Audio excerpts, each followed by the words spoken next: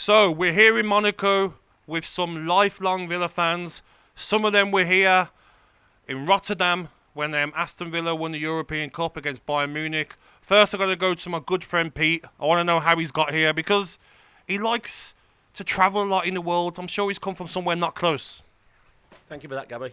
My friend and I, Ian, have just driven from Maribel. We went for 3 days skiing, make a bit of a trip of it. Drove to France the first day, Maribel the second, Friday, Saturday, Sunday on the slopes. Drove here this morning, and here we are.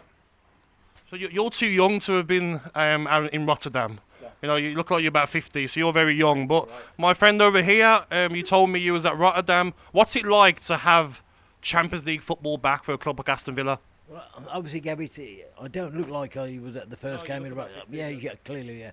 Yeah, but I was at Rotterdam when we won that game that night and still have fantastic memories of the whole day, the whole experience. And I'm just looking forward to, for this year, being back there before I curl my toes, if you like. But we're going to go and win this European Cup. Well, can you explain to me, though? You said that in Rotterdam after the game, you was on the streets partying, you was enjoying. Explain that feeling after we did win it. I can always remember winning the European Cup.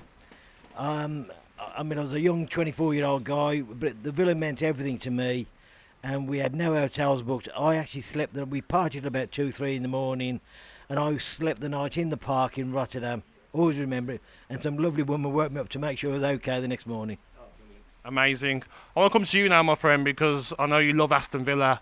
How good of a place are the club at the moment? You know, how good are the owners? How good is the manager? How good of a club is Villa at the moment?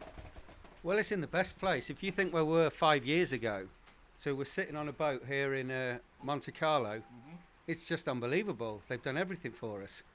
And it all started from getting the right manager and taking us to this Champions League dream. And I think we can win tomorrow.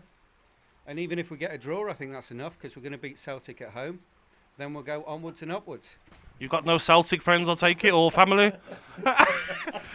But jokes aside, though, when you look at it... I'm realistic. Yeah. But jokes aside, though, when you look at the table and you see, like, we're on 13 points. Speaking to some of you guys here, you reckon we might need 4 more points to guarantee top 8. Do you take a draw tomorrow and 3 points against Celtic? Yeah, absolutely. A draw away in Monaco. We got to remember, you know, we're playing Champions League away. Why not? We're happy with that. As long as we don't lose. So my friend Pete over here likes to pick teams when we always go for food the day before a game. Yeah. Watkins or Duran tomorrow, Pete? Duran. Duran tomorrow. You would pick Duran if Watkins scored a hat-trick every game. Why? I wouldn't. I'll look What's your reasons behind that? My reasons behind that is I think that what he'll do, he'll bring Ollie on and he'll leave Duran on, and they will play as a 2, last 25 minutes. So I think he'll play Duran. Ollie's playing a lot of football. We've got massive Premiership games to play as well. And I think tomorrow we'll beat Monaco. Ooh, I like that optimism. But for me as well, flying this morning, I mean, there's other friends of yours that are on their way.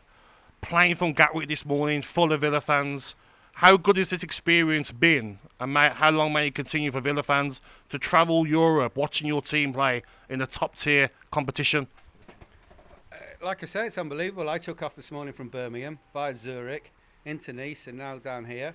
And like I say, the plane was full of Villa fans into Zurich. They actually held the plane up. Misbehaving? No, like us. No. There was fog landing in Zurich, so we had to circle a little while. But I reckon 3/4 of the plane transferred and came down to Nice. And it was great. And everybody's living the dream. And long may it continue. And you over here, my friend, you said you've driven 6 hours to get here, is that right? Yeah. I think I was Pete's chauffeur. So we've driven from Birmingham to Maribel, and then this morning. Yeah, this morning. Wow. Yeah.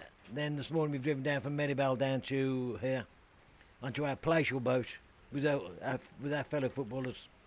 Now, there's a question for you. This is Paulo Maldini's sister's boat. Would you pick Paulo Maldini over Consa? Do I have to answer a question? Yes. Really? Poor Consa. Oh, Danny was a sunflower, man. I know. He was a sunflower. Yeah. You know he was. But what I want to finish on as well is like, what I want to finish on is left back, Gabby.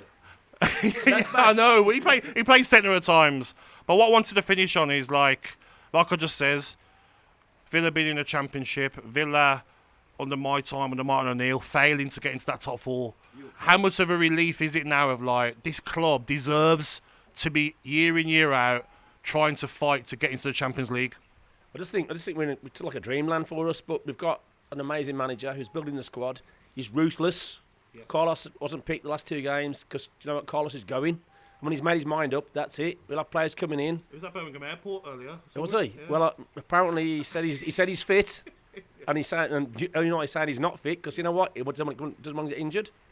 So I just think we're in a wonderful position. The supporters can't believe it. If we do qualify next year, I'll probably get divorced. My wife will probably get rid of me because I'm never there. I'm always travelling away with you. Villa comes first, though, doesn't it? No.